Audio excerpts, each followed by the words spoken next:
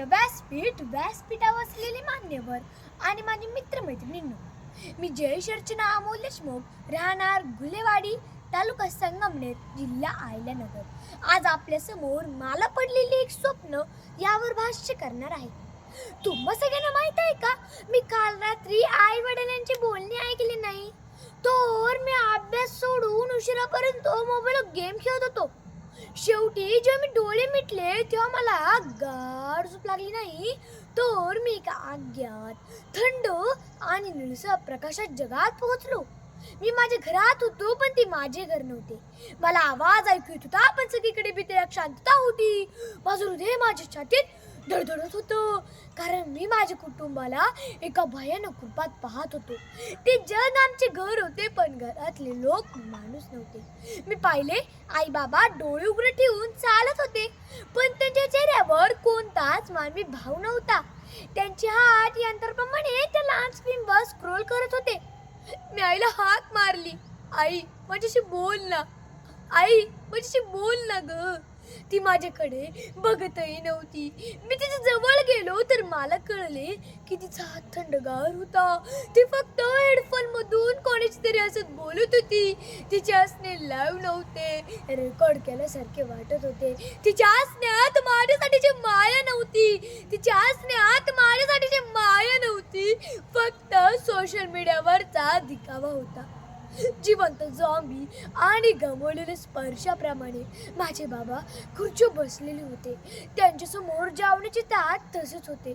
पोटात भूक होती, पण ती ऑनलाईन भूक होती. त्यांना गरमागरम अन्नाची चव जाणवत नव्हती, कारण ते कोणाला तरी फूड ब्लॉकिंगचे व्हॉट्सअप मेसेज करत होते. मी त्यांच्याकडे धावलो आणि म्हटलो, बाबा हे ताट गरम आहे, खाऊन घ्या. ते म्हणाले, थांब, मला ही पोस्ट शेअर करायची आहे. त्यांच्यासाठी कुटुंबासोबतचा क्षण महत्वाचा नाही, तर ऑनलाईन स्टेटस महत्वाचा होता. आणि त्याच वेळी मला माझ्या प्रियाचा चेहरा दिसला. ती खोलीच्या कोपऱ्यात जाऊन एकटी बसली होती. तिच्या डोळ्यात भीती होती आणि आपल्या छोट्या हाताने काहीतरी लपवण्याचा प्रयत्न करत होती.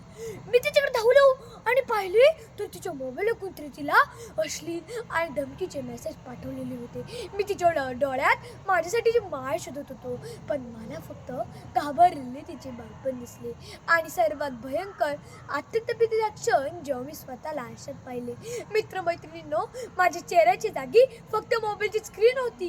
माझा आवाज माझ्या छातीत अडकला होता. मी आता जयेश नव्हतो, मी झालो होतो एक चालता, बोलता, बोलून न शकणारा, भावना नसलेला डेटा पॅक. माझ्या आयुष्याचे अंक त्या स्क्रीनवर वेगाने बदलत होते. माझा हस्सल हसणारा चेहरा नाहीसा झाला होता. मी माझ्या मनापासून ओरडलो, मला परत यायचे आहे. मला माझ्या आई वडिलांची खरी माया पाहिजे आहे, पण कुणीच ऐकत नव्हते. हे दृश्य पण मी थरथरू लागलो. मला घाम फुटला.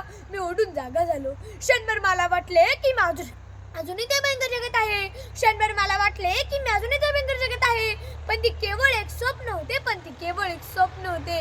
ते स्वप्न मला एक कठोर सत्य सांगून गेले. लाईक करण्याऐवजी प्रेम करा. सोशल मीडियावर हॅपी फॅमिली दाखवणे, घरात आवश्यक खरी हॅपी फॅमिली तयार करा. नोटिफिकेशन नाही तर नाते